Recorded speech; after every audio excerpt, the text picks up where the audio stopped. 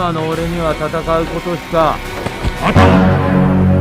Bisa akan diperlihatkan pengendara motor laki-laki dan perempuan dikejar oleh dua buah truk hitam. Tiba-tiba di hadapannya ada tumpukan truk yang menghadang motor itu dan terjatuh ke dalam jurang.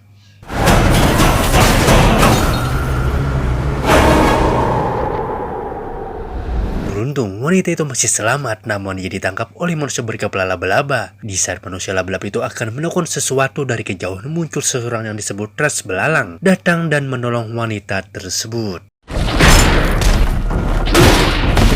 Trans Belalang menghajar pasukan yang menahan wanita tanpa ampun. Dia membunuh mereka semua dengan brutal. Dan inilah Satria Baju Hitam. Ngek. Beberapa saat kemudian di dalam rumah kosong di tengah hutan, Trans Belalang yang memiliki nama asli Takeshi Hongo bingung dengan apa yang terjadi pada tubuhnya. Dia pun melepas helmnya, betapa kagetnya melihat wajahnya yang mengerikan. Ia pun melihat bayangannya ingatan saat dirinya ada di dalam laboratorium. Ada wanita yang barusan ia tolong. Ia pun bertanya apa yang terjadi pada dirinya pada wanita yang barusan ia tolong. Wanita itu bernama Ruriko Modiroko Kawirikawa. Kita panggil saja Ruri. Namun di balik bayangan muncullah seorang pria tua yang bernama Dr. Hiroshi. Dia adalah ayah Ruriko, sekaligus orang yang telah merubah tubuh Hongo menjadi seperti sekarang ini. Sebelumnya Hiroshi dan Ruriko bekerja dalam sebuah organisasi yang bernama Soccer. Ia membantu organisasi itu untuk merubah manusia yang bisa menjadi makhluk trans yang dipadukan dengan kekuatan hewan. Lalu Hiroshi menyentuh tombol di sabuk Hongo. Terlihat pancaran energi keluar dari tubuhnya. Hongo pun kembali ke wujud manusia biasa. Hiroshi menjelaskan kalau itu adalah energi prana dan sumber energi konstan yang membuat kehidupan terus berjalan. Semuanya terintegrasi dan bisa membuat Hongo semakin kuat.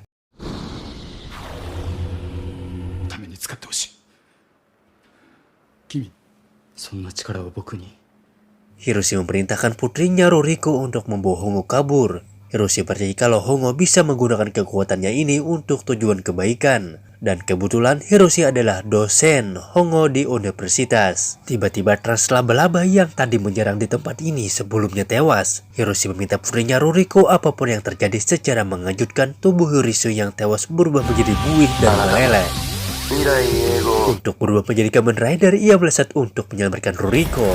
Ia pun akhirnya berhasil mengejar Trans Laba-Laba dan memanggil pasukannya untuk melawan Hongo. Dengan kemampuannya untuk menghajar pasukan Soccer satu persatu tanpa ampun. Akhirnya mereka berdua pun bertarung dan berhasil menghantam Trans Laba-Laba dan mengeluarkan 4 lengannya untuk melawan Hongo. Hongo pun langsung membawanya ke tempat tinggi dan menendang Trans Laba-Laba dengan tendangan Rider Kick. Trans Laba-Laba pun akhirnya tewas dan berubah menjadi buih.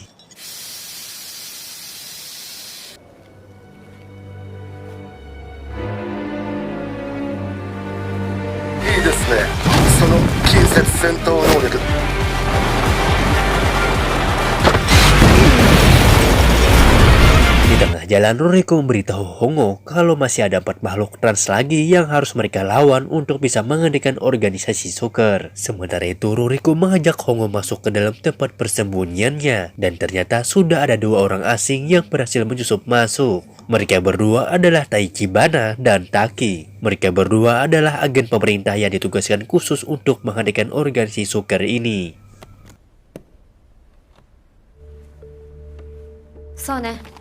Tachibana mengajak Ruriko dan Hongo untuk bekerja sama dengan imbalan pemerintah akan melindungi mereka. Hongo pun bertanya memangnya seberapa berbahayanya organisasi Soccer ini. Kini Ruriko dan Hongo masuk ke dalam kelompok anti-Soccer. Tugas pertama mereka adalah menghentikan trans kelelawar. Pemerintah sudah menemukan sarangnya. Ruriko melarang Hongo ikut karena ia merasa Hongo masih belum terbiasa dengan kekuatan barunya. Singkat cerita, Ruriko pun sampai di sarang trans kelelawar. Ia langsung masuk sendirian dan Ruriko menembaki beberapa robot yang menghadangnya. Dan dia pun akhirnya berhadapan langsung dengan trans kelelawar.